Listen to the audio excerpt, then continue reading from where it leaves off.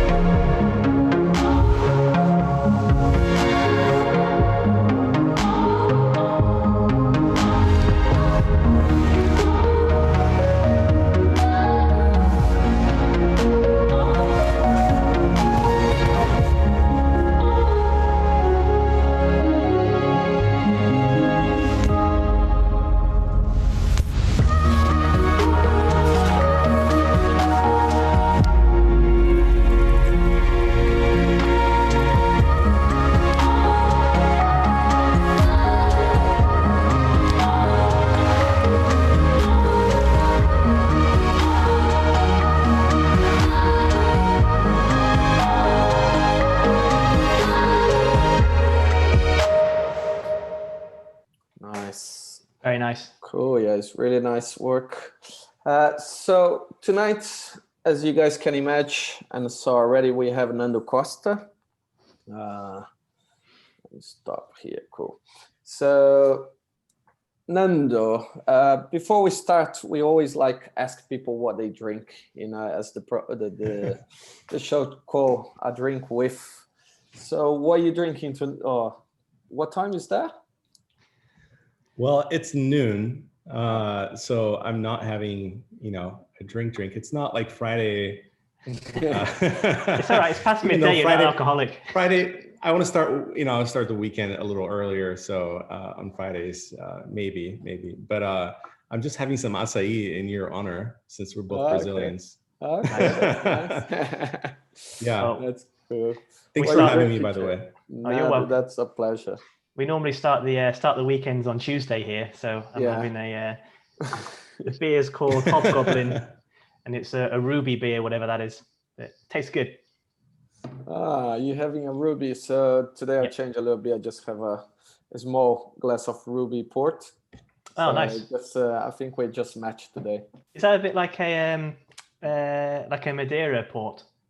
No, ruby is just one type of port wine. It's just one kind of the wines. It's in my computer. Sorry. Sorry, I got a really loud noise here. No, it's just one type of port wine. Oh, nice. Yeah, cool. So today we have Nando. So as we always start, we stop talking a little bit about coronavirus, but it would be nice to get a little bit more perspective from your point of view as well, because as you work in a big company, and we've been seeing quite a lot of the big companies being more affected. I'm not sure how it is in the US, but like in UK, you need to rotate the number of people working in the company, big towers, you can't use the lift in the same time. So a lot of the big companies, everyone is working pretty much from home, So can you just tell us a little bit how they affect your work and just give a general perspective for us? Yeah, that's a good question. I think it's fair to say like this is of course affected is affecting everyone across the world at the same time.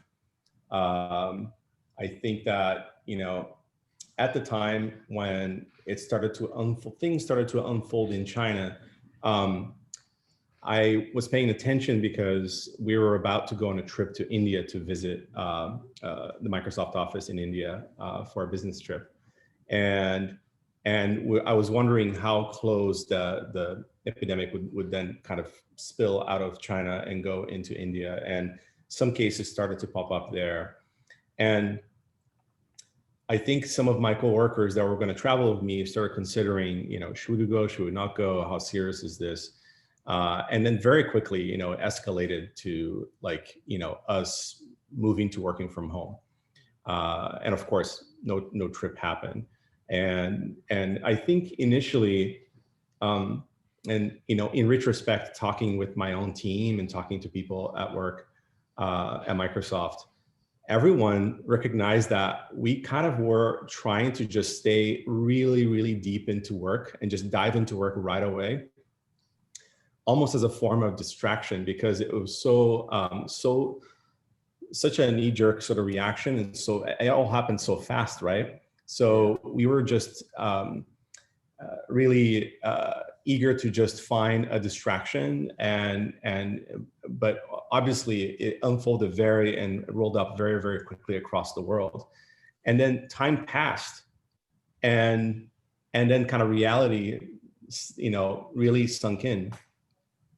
And I think what was impressive is Microsoft, like the leadership at Microsoft was really, really on top of it and was coordinating and giving us updates, in a very, very sort of good cadence. And we still get this communication almost weekly.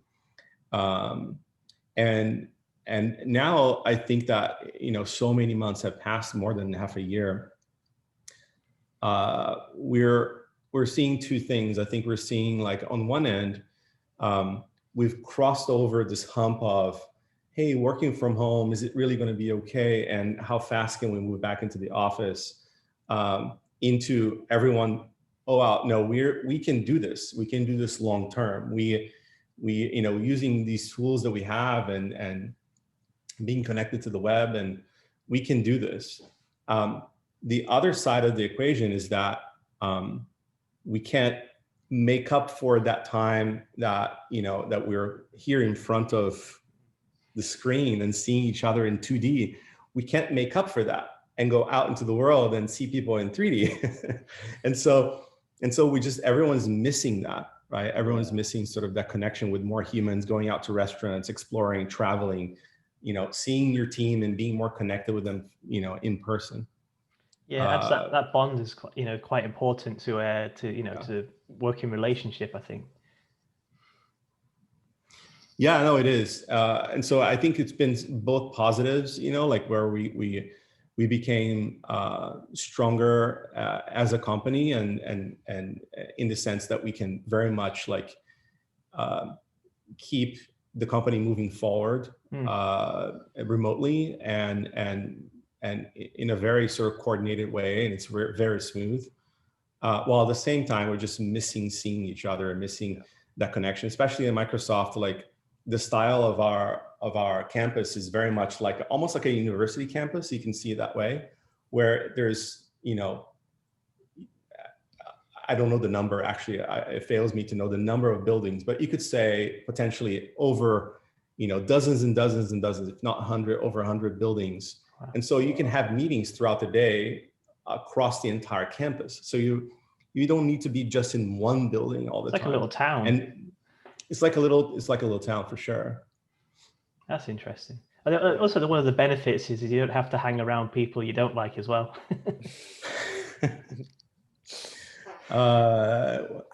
There's I don't. Pros and cons.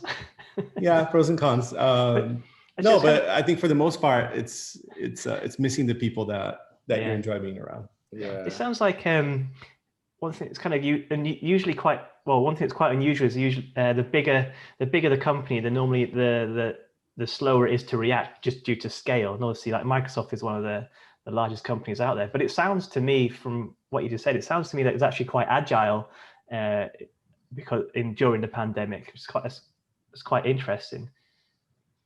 Yeah, it was incredibly agile. No, I think we were, because of Microsoft Teams. I don't know if any of you are familiar with that app, but it's, it's kind of similar to Zoom, except that instead of just calls and chat, you can actually do a lot of work and share files and present and do a ton of things inside Teams.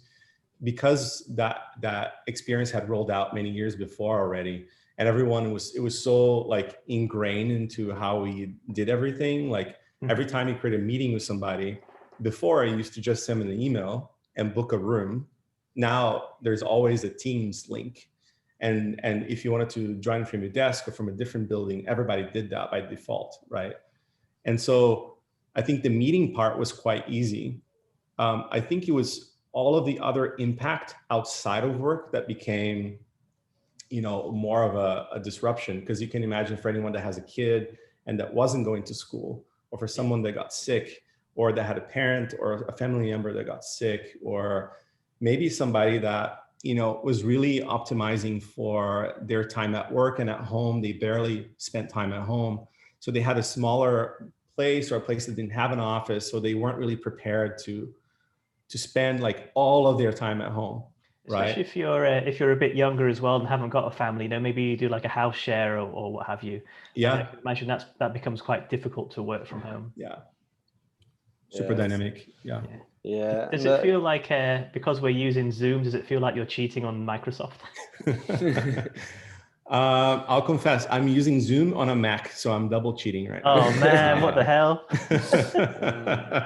Yeah. No, I mean, our experiences are on Mac, are on Android, are on iOS. Like we use everything because, I work in a team that is building experiences for Microsoft. So our apps are everywhere. It's not just on Windows. So yeah. And I can imagine, like you said, because you guys had the system already working, to work kind of remotely, work with the Microsoft team.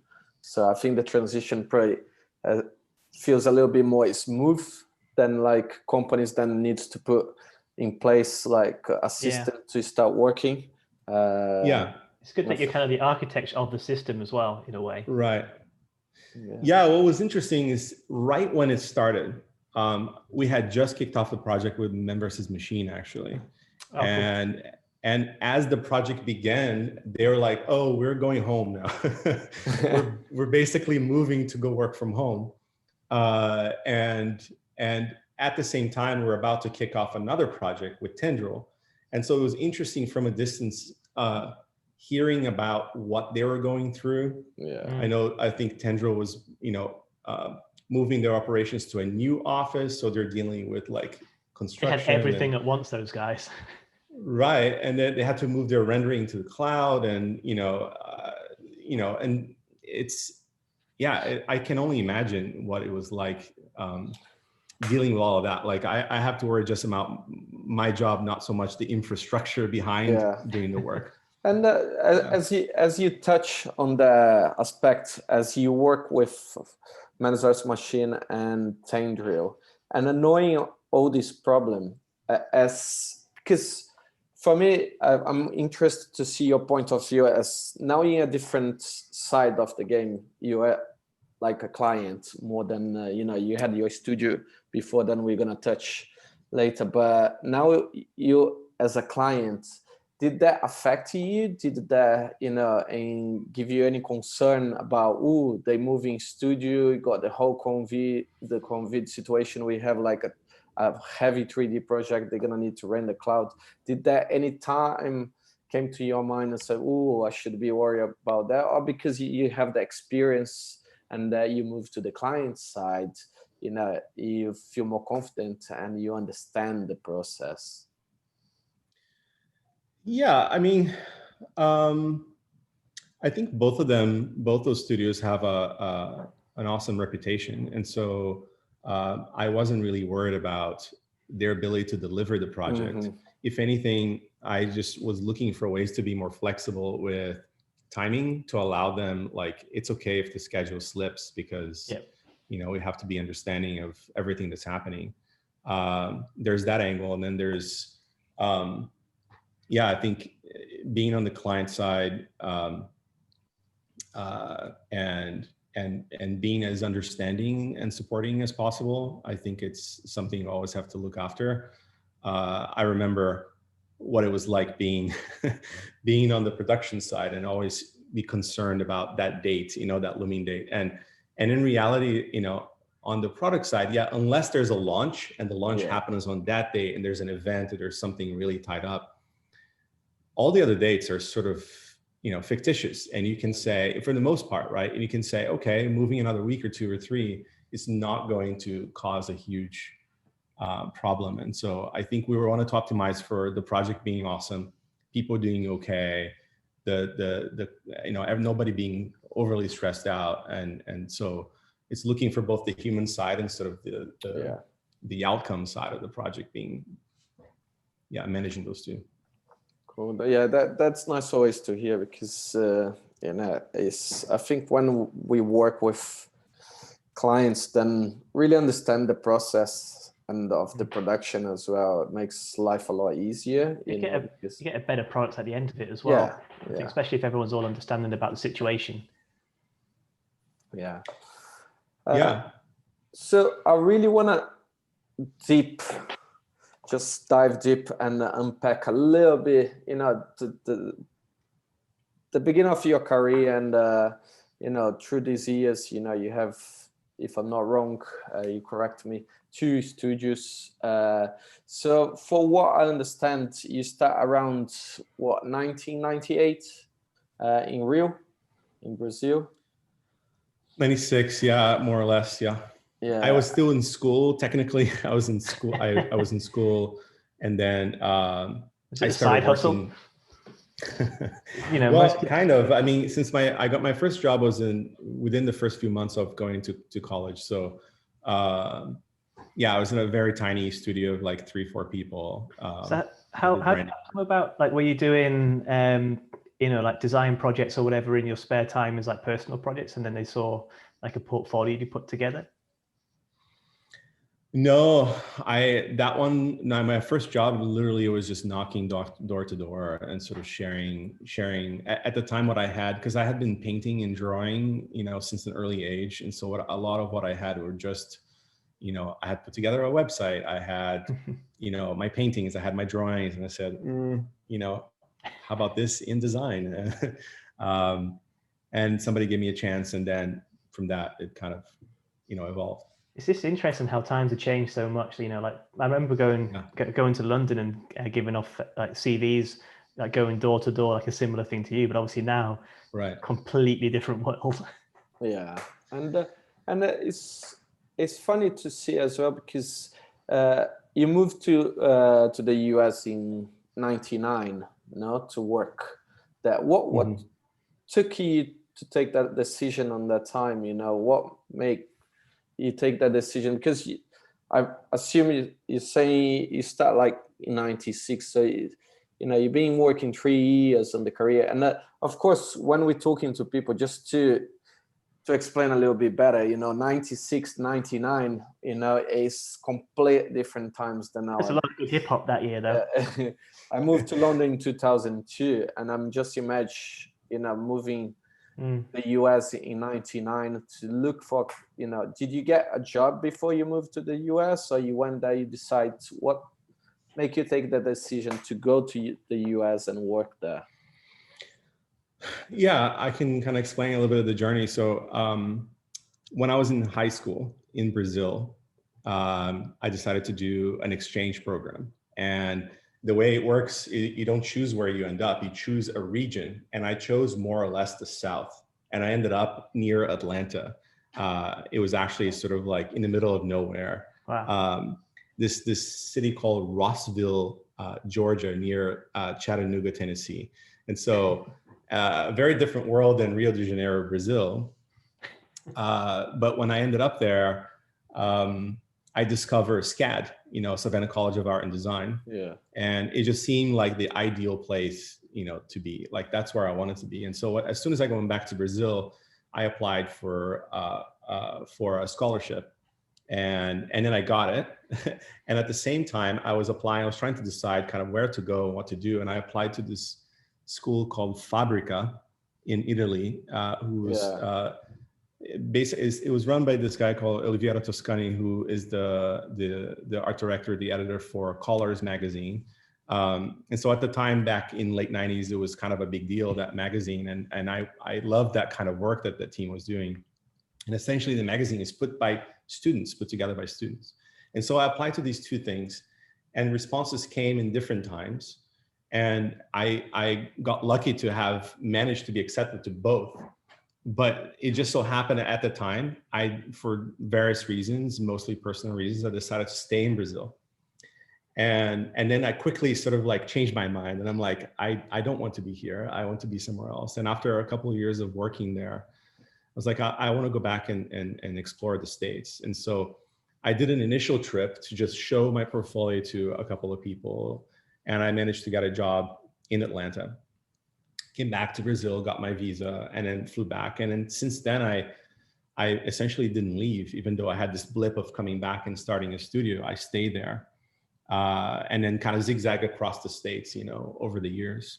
And today, like last year, I became a citizen. So it's kind of interesting, spending almost 20 something years here, and now having a perspective of being an American citizen and Brazil, a Brazilian as well at the same time. So becoming an American citizen, has that changed your perspective and outlook, of your situation, kind of thing? Of my situation in what way? I don't know. Has it changed your perspective, I guess, now that you're a citizen, that kind of side of things? Yeah, I mean, I would prefer not to dig into politics. No, I wanted to avoid that as well. It's just two great countries, not to, if you want to talk about politics. Let's see, my uncle lives in San Francisco, and he's been there for, a long, long time. And he only recently became a citizen because the administration might change their mind. So he became a citizen for that reason. Yeah, no, I think the perspective, one thing I can say is, like, because of the journey I went through, right? For those that are familiar with visas out there, it's a very complicated and stressful process for everybody involved. And it's very time consuming. It's very expensive. It's like nerve wracking, right? And I poured, so much heart and soul into the work that I did. And I did everything very, by the book. And I had every kind of visa you can think of. I had multiple H-1Bs, which nowadays are like a lottery because they're so difficult to get. And then I had a O1, which it's called they refer to as extraordinary abilities. It's basically for like artists for the most part. So designers fit into that, or musicians or things like that. And then eventually got a green card, and eventually the citizenship. And that's like a 20-year journey of sort of a relationship with that process. And I very much see, like, in so many people like myself and many other careers that really, want to make a life for themselves and for their careers here in the US. And so, or for any other country for that matter. So I do believe in this flow of people and energy and talent and work, I think it's kind of what makes, it makes companies stronger. It makes work better. And Microsoft, for instance, is a incredibly diverse company, and that's one of the things that really attracted me when I first got to interview here, where I was in a relatively small team for Microsoft of about 100, and there were dozens and dozens and dozens of sort of backgrounds, and people came from all over the world. And that definitely was huge, when I had only been around Brazilians or only Americans for the most part, all my career. And all of a sudden I landed in a company that I'm working with someone from Tehran and from Japan and from UK and from, other places in South America and Europe. Was it before Microsoft, we were at Superfad? Is that right? Is that just before, or a couple of? Yeah. I think so. Yeah, it's been a while now, but I think that was my last job before that. So how did you get to Microsoft? Was that were they advertising for a job and it was just time, or Did they approach you? How did that go down? There were a few people that I knew. One of those people is actually on my team nowadays, and cool. And so that person, you know, approached me for a job. He was on HoloLens at the time, working on experiences, and he hadn't come out yet. It wasn't announced. And so he reached out, and I went for an interview. Didn't feel right. A year passed. Somebody else reached out. I came for an interview, and then at the time, it felt right. And I think the reason was I had been so much in MoGraph for so many years, like almost, I don't know, 11 or some years at the time. And if it was starting to feel like at least how things were back then, where it was all very agency driven, right? All the work kind of flowed through agencies. I don't know if it's all like that nowadays still, but it felt like you were kind of like at the mercy of agencies. It wasn't really about all the creative work that you were doing. Mm-hmm. You had this weird relationship with reps too, which, you know, I don't necessarily believe in personally. And then a lot of the work was like, hey, I've done something for Nike. I've done something for, I don't know, any other brand. And you're kind of almost focused on the brand and what you could do for that brand. And it wasn't so much about the project and how you could innovate in that space. Yeah. And I've always been driven and excited by techniques and innovation and how you can push visual language forward. So it's a kind of repetition in a way with, I guess. It was a repetition, yeah. I feel that's still the same nowadays in a lot of respects. Like you're just asked to do, oh, they saw that on, even, you know, nowadays, like, oh, I saw this on Instagram or whatever. Can you recreate this for our brand? It's almost like you're not as much of a master of your own destiny as I think you probably are at doing what you do at Microsoft. Like, you know, you're more commissioning people to set a new trend as opposed to repeating yourself. Yeah, and I think here at Microsoft, you know, in a way, we're actually not really. I mean, it's unfair to say this. We're in tune with these kinds of trends, of course. But I think the work becomes much deeper because you're looking at why does the company exist? What is our mission as this, this global company that has over 150,000 employees, and our customers, some of these apps are used from more than a billion people on the planet at the same time. That's crazy, right? isn't it? So when you think about that, you go a little deeper and see why do we exist, and what do we stand for, and you build the work on top of that, as opposed to like what's hot right now, and should we, how can we outdo that student that just did that? And the work feels shallower when you base it on aesthetics only. It has to be based on.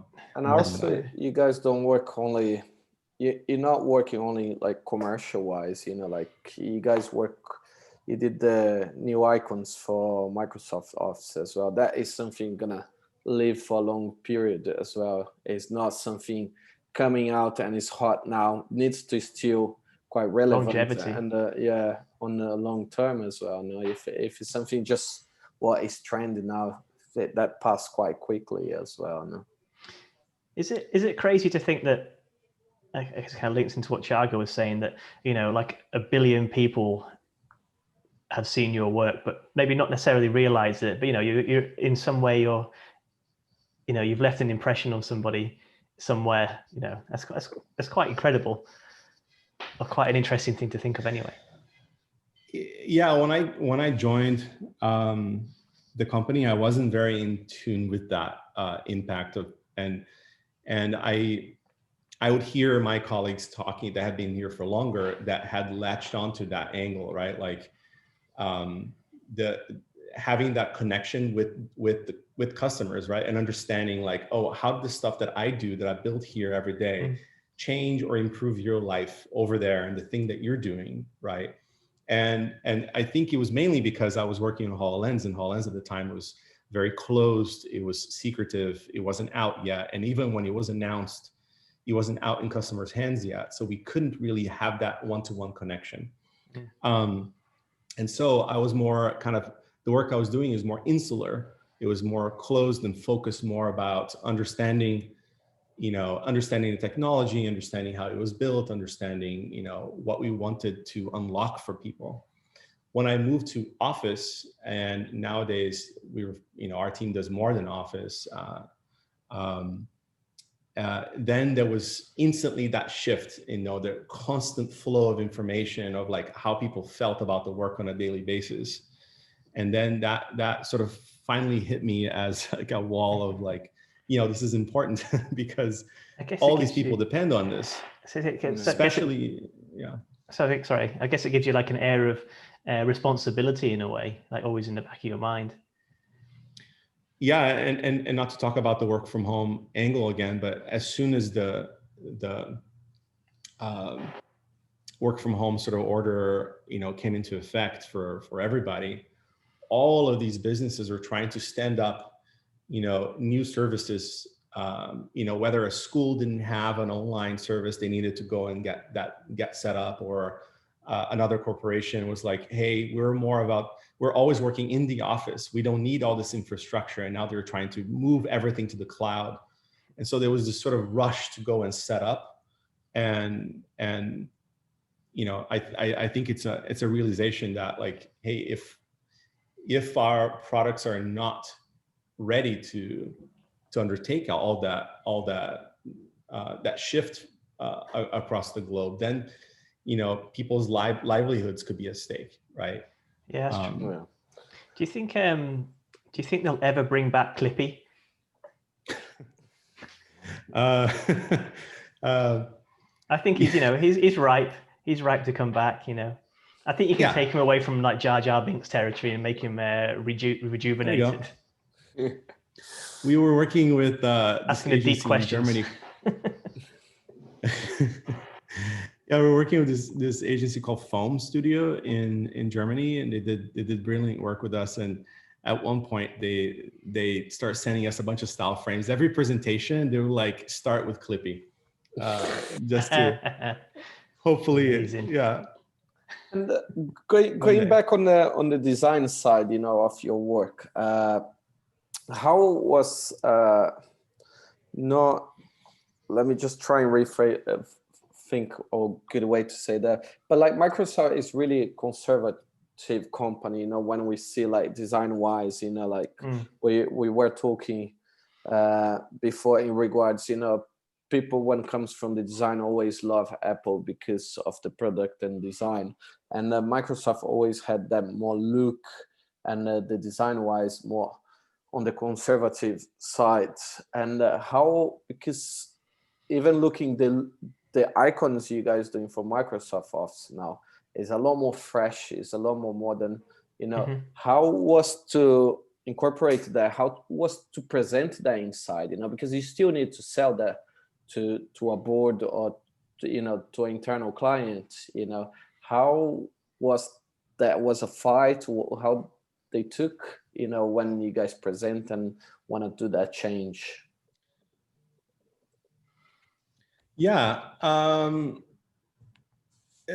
think, from a distance, when I was looking at Microsoft from a distance, I think it's fair to say I probably had the same impression. I probably had the impression of how will I fit into this big place? Like, how will my work translate? Funny enough, I had done actually a lot of freelance work for Microsoft through agencies.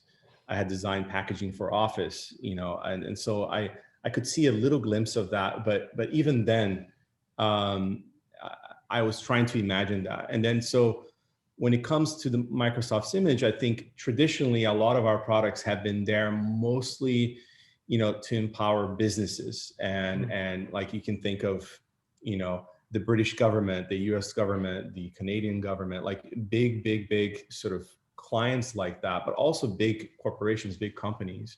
And over time, it started to also,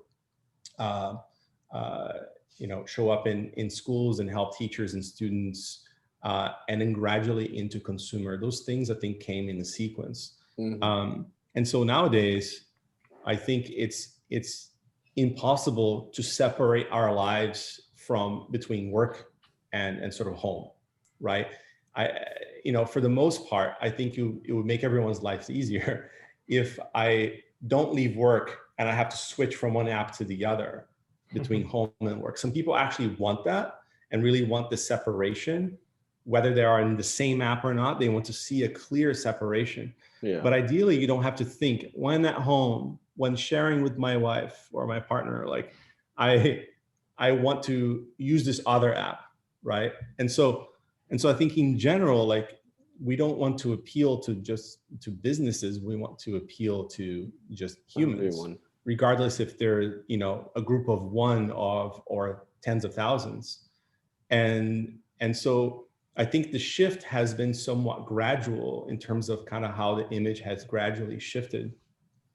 But the main motivation for specifically your question around icons is because right around the time that I joined, the team was already joined Office. The team was already working on evolving the Office experience to become something more simplified, something more streamlined, something more, I think a more focused experience, you could call it that, where you're there really to achieve a goal, like to complete a project. You're not there to sort of learn how to use the software, right? And so there was this movement for more simplicity, and also, but keep the capabilities there. So there's this, as we call it internally, this power and simplicity kind of like duo. And we felt like as the user experience was evolving, the icons were being left a little bit behind, and they felt like there was a mismatch. And so we wanted to signal that change was happening in the experience all up. It wasn't just the UI that was changing or the capabilities that were kind of being added. It was all up, the experience was brand new. That's kind of what ignited that.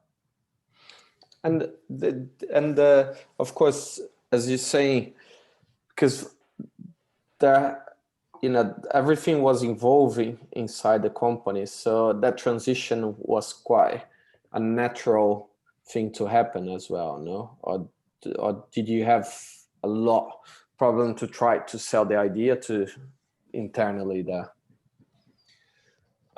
So when it started, it was actually a small V team of maybe two, 3 people. And then I joined towards the end of that V team.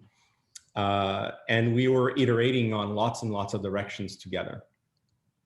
And one person, Becky Brown, was leading that V team. And she was the one that actually ultimately designed the ones that you see in product today. But along the way, we're meeting with our marketing partners, our VP of design of experiences. And eventually we got to a place we actually shared with customers and got feedback along the way. And so it wasn't like a closed process. Like everyone was sort of kept up to date and participating and providing feedback. And so I don't think, yes, I won't lie in saying that there were people that felt like, why change? It's not like there was resistance against the look and feel, but it was more about why would we change them? Is it kind of if A broke, don't fix it kind of mentality? Yeah, not necessarily a mentality, but sort of the sense of like, when working in product development, there's always this, there's too many things going on, right? Like, and it's more about like, where do you put your energy? Mm-hmm. And sometimes things like this can appear to be of potentially low value, but in fact, they can have a huge outcome that's really positive. Mm-hmm. And it's hard to measure that at the beginning when you're starting, right? It's hard for you to prove, our hypothesis is if you do this, it equates to that. And it's, and so it can feel like it can take time to get momentum behind it. But I think for the most part, because of that project, in fact, we've managed to do that with other initiatives in a similar way. Start small, slowly grow, and eventually you see the outcome.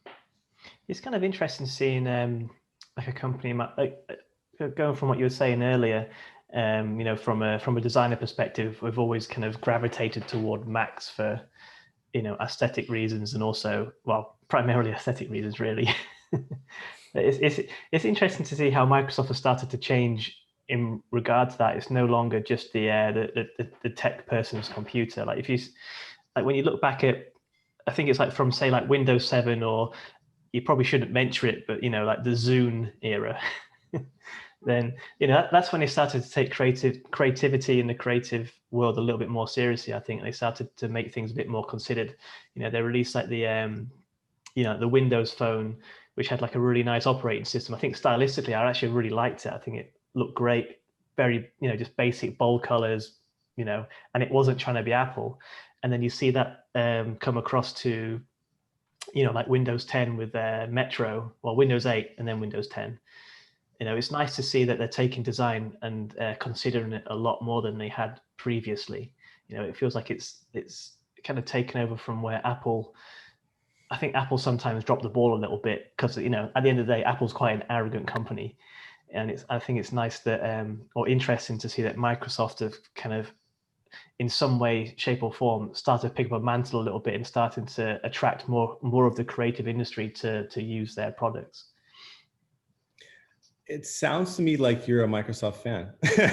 No, I mean, to be honest, because you know your stuff, like in the sense of like our design language, the moments. I think you're right, like about the Windows Phone, being one of the things that actually ignited that change, as well as Zune and so on and so on. But Zune was interesting. I found Zune really interesting because they commissioned a lot of amazing companies to do like really amazing adverts, but unfortunately, the design of it was lovely. But the system, to get music onto it was absolutely completely flawed. So, it was almost useless. But the rest of it was nice. The design was nice. It is a relatively nice looking project at a time where everyone was trying to copy Apple, and it didn't copy Apple. And the same with the Microsoft Windows Phone. But I don't know. I used to use a PC, but now I'm all iMac. And sorry. I do dual boot though. I do dual boot, and talk about the Zune. You direct some of the projects, some of the. Well, that's my next question, actually. Yeah. I think when was Nervo, no? So just pushing back. So you had your first studio, Naked.tv, in 2003, and in 2007 you opened Nervo. I think Nervo you had some of the Zune commercials, no? You guys did a few of them, no? So I met this person, Ramiro Torres, who actually was the creative director behind Zune and was one of the people that was pulling in all that creative juice from the community back into Zune.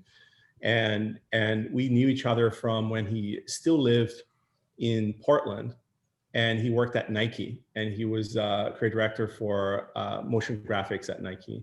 And so he moved to Seattle, started working at Microsoft, and then did Zune. And nowadays he actually has my preview job in HoloLens, and so it kind of like people, he's bringing all of that back in there. And I think Nervo, at the time we were working a lot with Nike, and we started working a lot with Microsoft.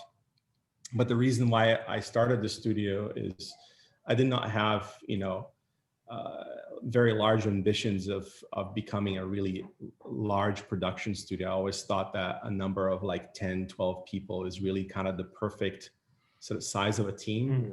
And I couldn't really keep up with the production of work that was coming as a freelancer and coordinating that, with 2, 3, 4, 5 people. The moment it started growing too much, it made sense to not be like a kind of a Nando project and be more of like a collective project. And then that's why we created that studio. And so you had Nervo for 2 years now. So how that transition going? You explained going from a freelance, kind of open your own studio. How that shift, you closing the studio, was your second studio? How you felt, like shifting back Did you went back to freelance, or you went straight to working full-time? Was a better opportunity for you? And but professional wise, you know, as a creative director, as a director, and also illustration is a big thing. You know, we know you by the name on the beginning of career. You know, when you had the 2 books, I think, as well. No Brazil Inspired in 2003, and Disorder in Progress as well was really illustrative based. So shifting from all this and going back, did you feel you need to go back to be Nando, or what took you, you know, to go on the careers on the solo again? Primarily, it was because owning a business is so difficult. Yeah. I think everyone that does, you know, I learned so much doing that both in Brazil and in the US, which are completely 2 different experiences, you know, and in the US, I think things were a lot easier and smoother, but still you have that same kind of weight and responsibility of like, you know, there are people whose mortgages, you know, they're relying on the success of whatever they're doing in that moment. That's that angle. And then at the same time, my wife got pregnant, and we wanted to, I was working way too much, you know, like insane hours and into the weekends, and there was never any time to slow down. And I definitely, you know, we wanted to shift. And so that's kind of when I believe I joined this other studio called Bent Image Lab, which was local to Portland, and they did stop motion, specialized in awesome stop motion work. I remember those guys. Yeah, they did really great work, and at the time we did some really fun projects. I learned a lot about stop motion. We directed this video for this music video for Modest Mouse. It was super fun, and we did it for like, I don't know, 6 months, you know, of like, you know, passion project. Directing 50 people over 6 months was it's kind of intense and interesting in a very different way. And then after that, that's I believe when the Superfad thing happened, and I was lucky enough to be able to work from home and then see my daughter's like first steps, and then see, you know, when, you know, hear her first words, and I was able to be at Superfad full time, working with an awesome crew both in LA and Seattle, while at the same time do that from home. So I fast forward to today, that's essentially what's happening, you know, here. And I very, very much wish that more people were able to do that. So it's just basically having time for your family and all that kind of side of things, like finishing. Yeah. Like, I think that one of the issues with the creative industry, especially when you're younger, is, you know, you don't really set aside hours for like you time or whatever. You know, it's like the people that work a lot, you know, yeah, I'll just work this weekend, you know, I'll work until midnight here and there, and it kind of creeps up on you, and I think it kind of starts to burn you out. But I think having you know, time for your family and your loved ones, even if you don't have a family, I think it's important to make personal time and keeping that separate. And I think, you know, having a job at a company like Microsoft allows that, or having a job at any you know, or any company really that's responsible allows that. Yeah, I mean, first of all, like you have to make that own choice for yourself. Like you have to put those barriers, right? But it becomes really, really hard when you just love what you do. And then you just want to be doing that all the time. It's like, because you want to learn the next thing, or you want to just make it a little bit better. And, you know, it's just difficult to balance that. But you can still do that, but it's like, I'll make it a little bit better tomorrow. Right. But you just have to know how to navigate that. And then the second part is like being in a company, and more importantly, in a team that protects time like that is really important too. And I know, like, you know, the like my own manager, my boss, like really values that. He values his own personal time with his family, and by default, our own time too. It's not just for him, it's like for everybody. And so if this is cultural, which I believe at Microsoft it very, very much is, you know, and I see all, you know, it also depends how we treat each other, you know, all those things. Like it goes a long way in how you're able to recharge and then actually do an even better job, like when you actually go back to work. But that's the thing, you're more, if you're on all the time, you run out of battery. Yeah, exactly. You have that recharge time, and then you're better at your job the next day or whatever. It makes for a better creative, I think. And it's funny you talking about that, because this is a subject I talk a lot. I've got a studio here in London, and we opened 1 year, just a bit over 1 year ago. Similar with Tender in Brazil, but the way to work, you have the experience in the two countries, you're working in the States and in Brazil, and how people, respect time, and I think it's really hard, especially when, not complaining about Brazil, but I think it's still that mentality where people don't really has the respect and understand people has family and things. So I think that put really in a bad situation when, like staff and you need to work, because if you just fire, and it's because there's plenty more people who will take your place. I mean, I think it's the same in London, to be honest. I think there's quite a lot of studios who rely on people working way longer than they should do. Yeah, but I think with the, I don't know, COVID will open, if we can get a good thing of this whole COVID situation is open the mentality of people that we can work from home now. We can manage the time in a better way as well. Yeah. And it's nice to hear, like big companies like Microsoft is kind of respected. It's nice it's respected, yeah. Yeah, and as you said, like your boss really respect that, and not only for himself, but as when I see everyone having a good time as well. And it's not just within my own team. Like you hear the CEO talking about, like, I just took time off. I went on a vacation. Mm-hmm. You all should as well. Like, we can't go anywhere. But does that mean you still don't take time off? Like, can't you use HoloLens to like have like a virtual holiday somewhere? Yeah, like just teleport somewhere else. But I think you have to be able to recharge. Even if you just go outside to the backyard, even though like a week ago we couldn't even do that because of the smoke and the fires that were happening here. But even in that moment, it's just like you teleport into your TV or your video games. Like just this morning, I pre-ordered my Xbox for that reason too. Like I need to be able to, Did you get Did you get the new Mario? The new Mario? Yeah, the Mario All-Stars 3D. You got a Switch?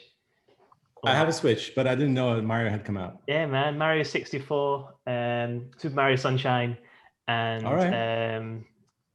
Super Mario Galaxy as one package. Yeah, my daughter is my daughter's on Animal Crossing, so like the Nintendo Switch is like dominated by Animal Crossing. I like the idea that when my daughter's quite young, she's only like just over 1.5 years, so she's a bit early to learn Mario Kart. But I like the idea that when she's a bit older, we'll sell any argument with a round of Mario Kart. That's my goal. Yeah, be careful. They always learn faster than us, James. We'll see. I got some tricks, man. I can like disconnect a controller or whatever.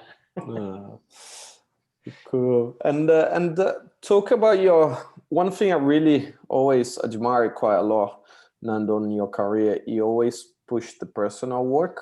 You had so many, involve. We're gonna call as a personal work as well, but like open titles, you did quite a lot of open titles. You did always a lot of experimental work. What was the one that you did with the 3D prints, like laser cutting? New America. Yeah, New America. That was which year was that? 2000 and oh my God.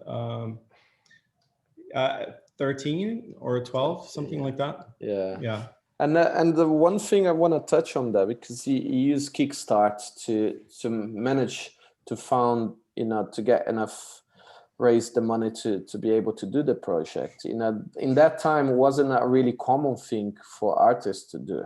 You know, nowadays we see quite a lot more happening, you know, but on that time was something, was quite, not gonna say it was new, but, you know, didn't have so many artists that went to Kickstart to trying to help get the money, collect money to be able to create. It was quite a new idea. Yeah. And what took you to get inspiration to manage, you know, to go to Kickstart, to create a project, you know, because having a name you already had in the industry, of course, people want to be part, because you gave one frame. Just for no one understands the project, and Nando created this whole film, and that whole film was laser burn on the wood, laser engraved on the wood, and then Nando, depends how you support the project. You had a frame of the film. I have one of in the studio. You paid for Nando's wood. Yeah, I paid for Nando's wood. But what I thought was a really clever thing. You nice know, idea, really nice idea. Yeah, because a lot of people want to do personal projects, and people always, oh, I don't have the money, or I don't have the time, you know. And you came with a solution in time, then manage that feasible. I think my wife and my in-laws would not thank you for supporting me because, yeah, it was a nightmare to get that done. Yeah, if you can imagine, so I animated everything black and white, you know, in After Effects, and then everything was then exported into a frame that had to be high res enough to then be laser engraved, shrunk down onto 900 individual individual blocks of wood. So I had boxes and boxes of wood, and for each box I had to protect it so it doesn't burn the wood that you don't want to be burned, right? Otherwise there's spillover of that, so you have to protect it, each individual one. And after it burns, if there are no errors, which there are many, after no errors, you have to peel that off. And so I think I've grew my digits back, you know, my fingerprints. But at the time, a lot of it was like rubbing, and the entire house was sort of like imploded with that. And of course I had to number and order them correctly in a sequence. Otherwise you have to like put 900 frames on the floor and try to figure out which one was first. And then you have to photograph it one at a time and make sure everything is on focus. Otherwise, you know, anyway. It took a little longer than I had expected, and like every animation project ever.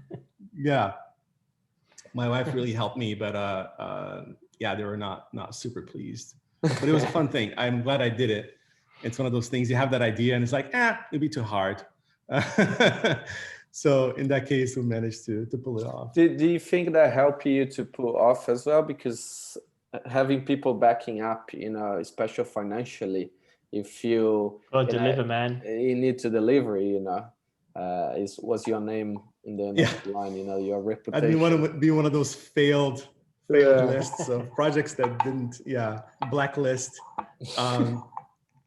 No, it worked out, but I think it's great that Kickstarter exists for that reason, for people that have projects that you know, are too difficult, too expensive, too complex, but then there's a space to go and support artistry. I think it's a little unfortunate how nowadays it's become like the way to launch a new device. If you don't have even from companies who have money, that's what pisses me off. Like, you know, you'll get like a multi-million pound, couple hundred million pound turnover company, and they'll launch it on Kickstarter. Yeah, like, guys, I think it's okay that it can be flexible enough of a platform to do that, but I wish that, you know, some of the space would be sort of prioritized for artists that, you know, want to get their ideas out. Especially nowadays where, you know, you get inundated with so much information that some of that stuff just dies out. It's hard to poke through the noise in social media and on the web. It's just hard to find these things. I wonder what percentage of Kickstarter projects actually come to fruition, because I bet there's quite a large tangible percentage where it's just like, oh, we've taken your money, it didn't work out, but we're gone now. Yeah, but But I think if doesn't happen, you need to give the money back. I'm not sure, because it's basically, you know, it's like investing in the like the small company stock market, the AIM market, where you just put it in speculatively, effectively. But anyway. Just talking about the guys on YouTube. Yep. We have one question, Alessandro Geras. He asked if you could explain a little bit how is your work when you work with a studio like Tendril, for example. You know, what is the case? You come with the ideas, or is more something like related, you know, like when we think Asians with a studio where you come with a brief and the guys needed to come with a concept to you, or you work together with them, create boards? How the process work between, you know? I think universally the way we prefer to work is almost behave in a way as if we're in the same studio. We're like working together, right? It's not, you know, it's not those like, oh, the 3 reviews, like, let's kick off the project, let's see the boards, let's sign off. And then like you see some animatic and then you see it kind of like, you know, rendered towards the end. We especially with Tendril, I think they have been super flexible in the way that they work, and we tend to sort of spend a lot of energy on look development early on, because often a lot of the work that we do when we create these product or user experience films, they try to capture the DNA of that particular experience, which often, you know, you need time for that to breathe. Because as they're creating, I'm sharing internally, I'm providing more feedback, they're hearing that, sending stuff back, they're making their own realizations and trying to push themselves to not repeat themselves as well, you know? And so there's this flow of like this back and forth between myself internally with others, myself with them, and then them among themselves too, internally. And that can't be done in like a week or 2, you know? So often, we like to stretch the look dev phase and some visual R&D to a longer phase. And then, of course, at the same time, some animation that we have more confidence gets going, right? And so studios like Tendril that have been way more organic and dynamic in the ways they work tend to be a better fit in working with us than, let's say, a studio that really has a very strict pipeline of like, I have some designers who do style frames that take that and say, okay, now modeler, create that model. Animator, create that, or a rigger, you know, rig this thing. And an animator, you go animate, and then lighter and texture and so on and so on and so on. Then to the compositor in the end. And then to go back and make any tweaks, you have to go back to the beginning of the pipeline. And it's so much easier when you have one art director directing the entire thing from beginning to end. And I think, you know, at least in working with us, we find that dialogue to stay open the whole time is important. But of course, we want to understand that we don't want the agency to always be like ready to like go 180 degrees. We have to be responsible to not say, okay, they will lose money on that project if we do that too much, right? And so you have to be careful with, you know, being open at the same time being respectful of the process. Yeah, I think it's always, from the point of view of the studio, it's always the scariest part is what you said. You know, some clients doesn't have the respect and just want to push until, you know, you start creating the studio going back and say no, because you can't really do, or you just start losing money on the project. But having the understand from the side of the clients helps so much for a studio to know they can push further as well. No? It's probably quite good that you've been on both sides of the, you know, both sides of it as well. Probably helps quite a lot. Yeah, I think it does. Yeah, no. Sorry. Sure. the time delay is sometimes quite tricky. But, there was another question on YouTube from Jolene Tang, who says, which project has been your absolute favorite to work on Microsoft, and why? I work with Jolene, so hey, Jolene. Okay. Oh, well, this is nepotism. Let's move on to the next one. No, she's an awesome writer on the team, and sounds a little bit loaded though. Maybe. So I'll give an answer that I don't know. There's likely, I think that my favorite project was working on HoloLens. I was there for 5 years, and I think the main reason is it was the first time that I was on a team that had like the perfect blend between kind of art and science, right? And that's really how the team saw the product that they were building. And I talked about this sometimes with my team nowadays. Like what we do nowadays is really about design meeting engineering. It's traditional sort of product creation. And I think HoloLens, especially in the first few years, was very much about bridging, this very complicated, science project with infusing with some art. And so that's how, it became really attractive to me to be there. And everyone was in that mindset. And so you could be working, with a designer, whether it's a technical designer, a visual designer, or an architect, somebody, and you're talking about these concepts. What if it looked like this? Imagine this hologram. It would look awesome if it looked like that.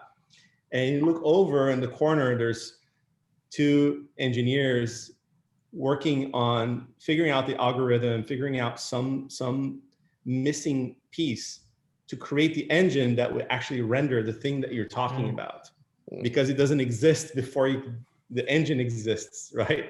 And so seeing these two things side by side was like the most inspiring part of I think my career, and having one foot in each side, right? Understanding the tech and trying to give it shape with some art. So I love that phase. That's interesting. Obviously that's what we do is basically in the middle of two worlds, isn't it? Really. But it's interesting in being almost like the ground zero of like seeing this stuff created for effectively the mass market as well. Yeah, and then now it's matured, right? And it's grown up and it's found its niche, and it's just today, for instance, there's a video that was released, and there's a couple of videos that are coming out around the impact of HoloLens, like, and how people use it nowadays, and how much it saves them so much time, and they don't have so many errors in, let's say, production pipeline, or anyway, I'll happy to add that link in the thread after the call, so people can watch it. Man, we'll stick it on our like social media, because it's interesting seeing something that you've worked on have an impact in real life, that what people are actually using it and doing with it. It's always quite interesting. There was quite a few questions that are kind of quite similar, basically involving the design language of Microsoft. Like how much, one of the questions was, and it's kind of similar to a few others, where it says how much pushback was there when the Fluent design system was first introduced to Microsoft? Was there, I think you kind of touched on it earlier, to be honest, was it too out there for a few people at first, or because it was quite a big design change in style? Yeah. So early on, when Fluent was born, at the time, not to bore you sort of, or everybody, not to bore everyone with sort of, we're all designers, man. It's all our interest. but basically, at the time, Xbox, HoloLens, and Windows were all one team, right? They were under, in terms of design, all the designers were peers to each other. And because of that, there was some really awesome sort of cross-pollination of ideas. And I was on the HoloLens team, but I would sort of, interact with all these other teams. Mm-hmm. And on HoloLens, we had other peers that were like working on basically like game development, right? Like a lot of the apps for HoloLens have a really close tie with game development. They're very similar.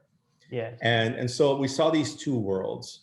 And in HoloLens, because we needed to essentially have a bridge between 2D interactions, right? The apps that we've been building, we have so many learnings and so much know-how that has been accumulated over the years around how to build two-dimensional apps. But yet we needed to interact with our hands and with gaze and with voice and be able to like touch this thing and pick up a, so there's this notion of a physical and tactile affordances. And how do we bridge the two? And so as our own HoloLens experience evolved, we realized that the design language needed to evolve too. And at the time, it was still Metro, right? So we're pushing away, poking through Metro and out to grab something new. And out of that came out what we internally referred to as Neon. And so Neon was sort of the design language, the marriage between sort of the evolution of Metro becoming something new that was good for and righteous for HoloLens. And at the time, there was some push to see, is there some goodness here from what we've discovered here in HoloLens that could make its way over into other surfaces like Windows? And came out Fluent. And so Fluent at the time was perhaps, to this person's question, a little too early for where Windows was at and for where Office was at.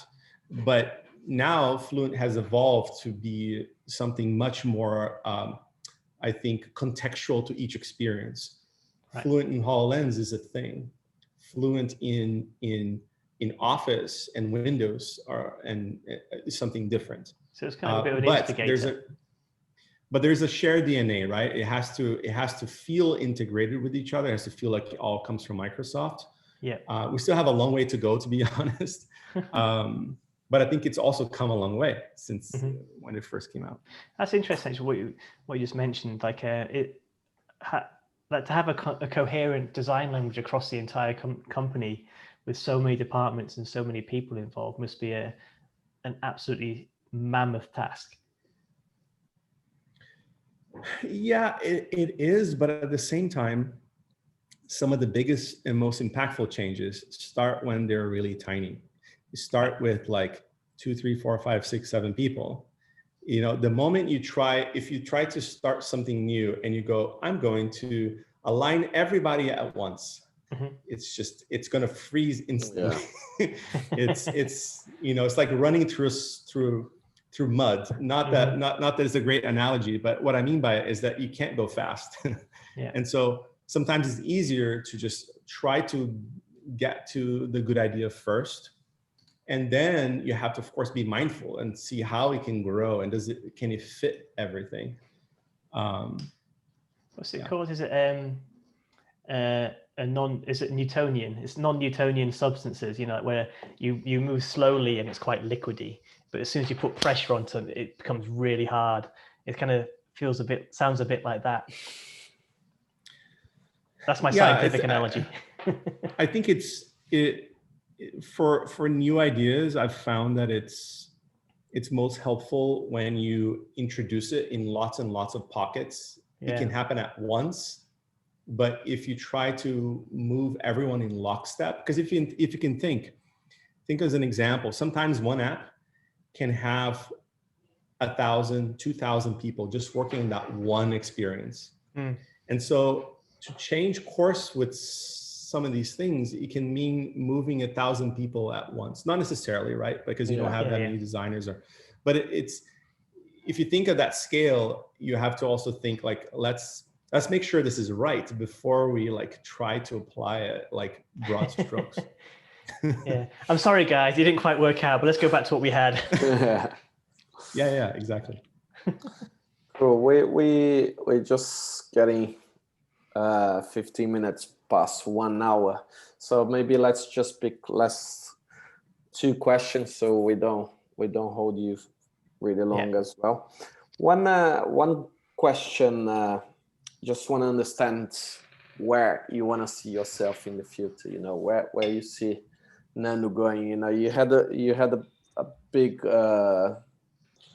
career already, like through these years, you start from 8 years ago and having your own studio, and moving to working for different companies. You open your second studio. You work for companies like Apple, Superfed, Digital Kitchen. I think you worked for Shiloh as well in the past. No, I think no. Let's just put that one in there anyway. Yeah. No, I know Andre, who was the founder of Shiloh early on, and Jose as well. But it's and I've done freelance for Shiloh when I was a freelancer. But no, I've never actually worked there. Yeah, they had an article I sent to you after. They were going to sign you did off. Work from me, didn't know it. Where is? I sent to you after I did my research, and I think Jose said I think it was a press release when I think they were going to hire you, bring you as a creative director or director. Oh yeah, but that was when they were doing representation. They were doing representation. That's what it was. Okay. Yeah, I think it was on LBB as a release. But you work for a lot big companies, you know, and then now Microsoft. You've been just over 7 years with Microsoft. So where you see your career going? Where you see yourself in? Will we be seeing like a Nando Costa equivalent of like a Steve Ballmer dance? I hope not. I hope so. No, I to be honest, like I didn't think I would even be at Microsoft for more than a year. Like, and that mentality is not because I saw Microsoft in a bad light, but it was really because I've always felt like I could only absorb. This may sound a little you know, it may not sound very nice. So let me reposition it.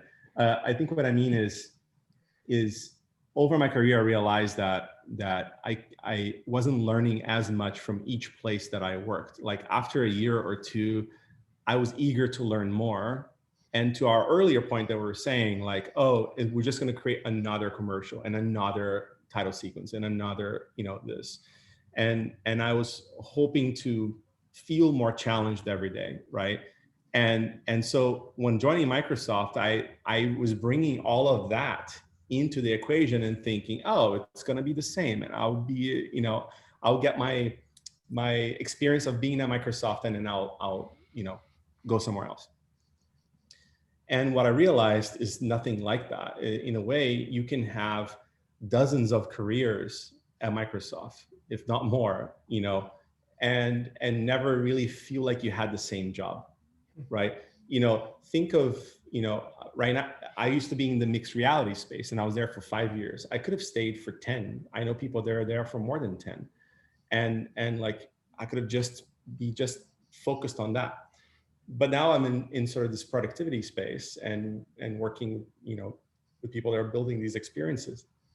And again, that can be another 10-year career, or I can go and like learn about gaming and join the Xbox team, or I can, you know, be in the cloud infrastructure team and work with the Azure team, or go work with Dynamics, or go work, and there's like, the list goes on and on and on of, or work with brand and marketing, right? So this can, I realized that, like, you know, if they let me stay here for longer, I think you can have lots and lots and lots of careers in a company like this and feel like you're always learning. Every time you shift, you're like, okay, I am not on top of my game at all. I can just relearn everything from scratch. It's so multifaceted at a large company like that. And, you know, I think a lot of cases, you just don't know until you know, like, until you try something else. Like, yeah, I thought I knew this, but I don't know this. These guys know this, and I can learn from these guys. And it's so many different departments, as you say, you know. Do you feel that's satisfying you as, you know, I don't know your experience, but I always like to work with different companies as well, for the relation, you know, every company works in a different way. Do you feel like working for Microsoft, even working for different, you know, section or different teams, is still the same company, still kind of involved in the same rules as a company work? Do you think that satisfying you, or do you miss, you know, working in different companies where you get different approach to work as well, or inside the Microsoft you get that as well? I think I get that. I mean, if I miss anything, it's just, being closer to more artists. Like there are plenty of super talented artists and designers at Microsoft, like, don't get me wrong. But I think that when you're outside of a company that's all about building product, digital product, right, and devices, then and in my previous experience, it's all about like animation, visual design, branding, illustration. And so you live and breathe that, 24 hours. When I'm in here and what we do, it's more, that's one part of the equation. It's not everything. And so I do miss like just, having more conversations with people that only focused on that. But I think I get some of that by collaborating with amazing people. Studios. Like, so many studios and so many independent artists that we work with. And of course, my team and many other people across Microsoft that are super talented, and I get to learn from them. So to your point on shifting teams and shifting culture, yes, like every team behaves a little bit different. Yeah. But I think that everyone, adheres to this overall culture that we have of being collaborative, of being transparent, of being inclusive. And so what that means, a lot of it is just taking more opinions. And it can take a little longer for something to move forward. But to my earlier point, when we have so many people from so many different countries and so many backgrounds and so many knowledge areas that come together, you do want that. You want to hear more opinions. It's not just about my choice or someone else's taste. It's about, I remember clients telling me like, hey, I have this plate. My daughter liked the color of it. Can you make my logo that color? Like things like that. Oh. Right. And nowadays there's a lot more depth to choices. Yeah. And these are based on the impact that it has on other people. It's not just about what we think is right. So I find that a lot more captivating.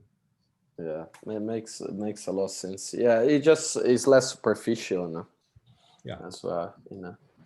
Cool. James, do you want to pick one more question? Let's have a look. Or if you have a question. I've already asked my Steve Ballmer dance question. What was some of if I pronounce, I don't want to offend this person by trying to pronounce their name, but I will anyway. Yareli Chambuneth, and I apologize if I butchered that. I'm really sorry. But she asks, what are some of the business or marketing impacts of the UX films? Yeah, that's a good question.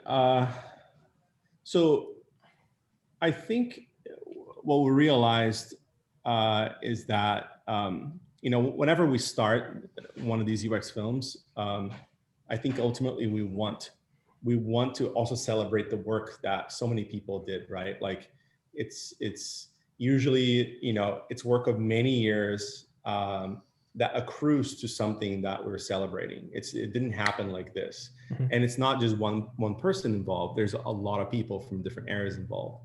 And so when we're doing that, we want them to feel really proud of the story we're telling. At the same time, what we realized is that often it helps realign internally. So a good example maybe is the dark mode story that we did with Andres, and maybe I'll butcher his last name, Reisinger. Power in numbers. So we worked with Andres on this piece, and the point was to celebrate the alignment of our dark mode experiences across iOS, Android, macOS, and Windows, and the web, right? So all these platforms, wow. Different teams, different organizations, and how do we, choose, this value of black versus that little value of gray, and how things show up and how brands show up. And these things can take a lot of time. But the fact that we were telling the story helped align the team much, much faster. And so that seems really impactful when we can actually move product faster and align more easily. Means that when people experience on the other side, they experience a better product that's more aligned across all these platforms. Right? Coherence. Yeah, more coherence, while at the same time, you know, celebrating the work of everyone at the same time. And so it has this sort of like internal pride meets like external love. Sounds very San Francisco. Yeah, it's there you go. Sorry. It does sound very San Francisco. Yeah. I know what you mean. Yeah. So I think we want to, we've been building more on top of that. And sometimes choosing more carefully which stories we celebrate. And often we try to pick what I would call more like the underdog stories, right? Like these are things that normally our marketing friends will not be focusing their energy around that, because they're more focused on sort of big, ample messages of like, this app is about X. If you want to use it, this is how you use it. We are talking about like design issues, like design things, right? Like we're just starting a film right now that's all about the role of fonts in products and how it helps you express, you know, yourself in product, and how important it is to have different qualities of type across that expression spectrum. And so these are things that normally we would never talk about if it weren't be driven by designs. Yeah, it's kind of, you know, it's interesting, I guess, going back to what we were saying earlier, like being Microsoft becoming a more design conscious company, kind of all links back to that in a way. I think it's always been, it's just that we never really gave that focus. Yeah. And so our team also manages our presence, you know, on Instagram and Twitter, and we've been putting more energy on highlighting things like that, because the work has always been there. There's always been really, you know, people really focused on this work and working really hard to advance these things. But then it becomes a small, tiny percentage of a press release or a story that comes out, because that's not really the focus. We just created this other channel to be able to talk about it. Yeah. Yeah, that's nice. Cool. So should we wrap the show? Yeah, if it's almost an hour and a half, we're taking a lot of your time. But Nando, thank you so much. It's been really inspiring, really good to understand a little bit of your past as well, and understand where you're going. You know, understand a little bit more about your work on Microsoft as well. I think I was saying to you before, I start noticing quite a lot more, you know, like opposite James, you know, I always been like a really Apple fan, you know, but the work has been happening with Microsoft and the design wise, it's just something suddenly, you know, is when we go more in the static of the product, you know, it's been shifting a lot. And I think the congrats on the icons is a massive good ass icons. Yeah. But thanks so much for your time, man. It's really good to have you on the show, and I hope everyone enjoy. Yep, we've got another show in 2 weeks, so the 6th of September. So I think it is. Yeah. Yeah. So tune in. We'll announce the speakers in the next coming days. Yeah.